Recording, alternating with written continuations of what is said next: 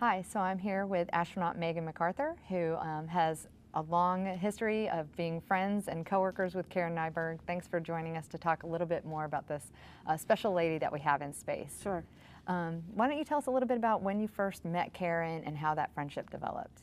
Well, Karen and I were hired together in the class of 2000 astronaut candidates. So Karen was actually pretty much the first person I met when I stepped off the plane in Houston. We were going together with another one of our classmates, Drew Feustel, to a training event in Florida that we had to get done before the rest of the astronaut candidates showed up. So really, we've been friends from that point, from the first moment that I set foot in Houston.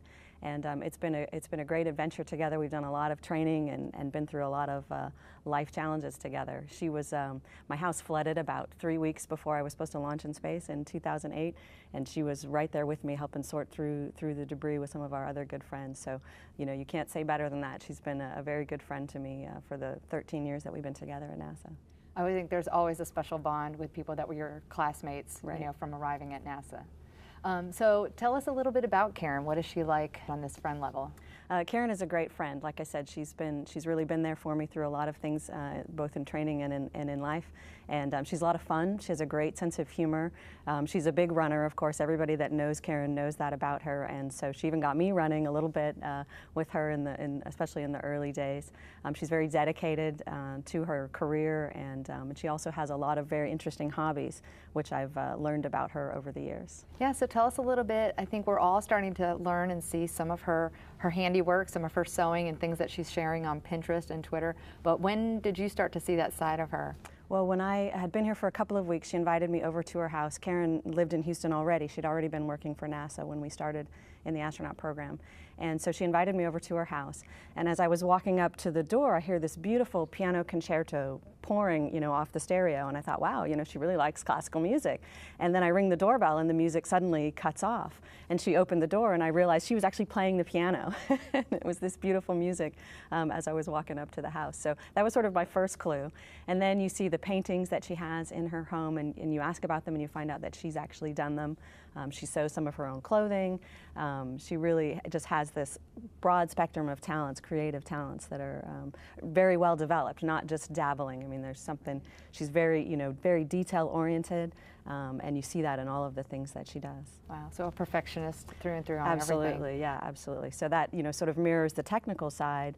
She's very accomplished in engineering, which also requires a really detail-oriented mindset. And then she's very accomplished in all of her creative hobbies as well. So I see that as kind of the reflection of each other.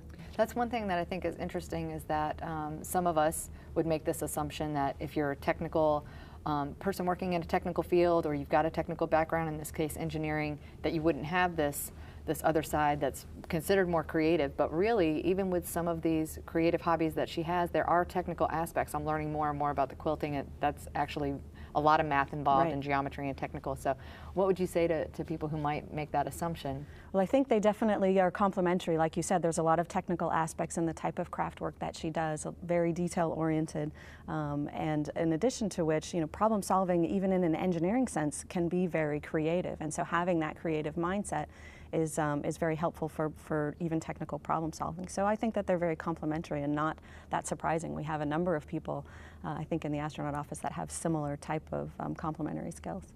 So you touched on a little bit of that you've seen some of the beautiful things that she's done, and I know I've seen a few photos. Can you tell us about some of the gifts or items that you've seen or received from Karen? Absolutely. As a wedding gift, she gave me this beautiful hand-painted tray. And in fact, she wasn't at the party when I received the gift, so I initially thought that she had purchased it somewhere, and I wondered where she had found it. And you know, when I finally spoke to her and thanked her for it, she started making some apologies for it, that it wasn't absolutely perfect, and I didn't quite understand until I realized she had actually painted it and finished it herself. And of course, it's completely perfect, and only Karen's eye could find any blemish in it. It's a beautiful tray with a painting of a flower and a ladybug. Our class nickname is the Bugs, and so, you know, we would joke that the three women in our class were the three ladybugs, and so it was this beautiful painting that has a lot of meaning for our friendship, as well as just being a beautiful work of art for my home. So it's something I really treasure. Wow.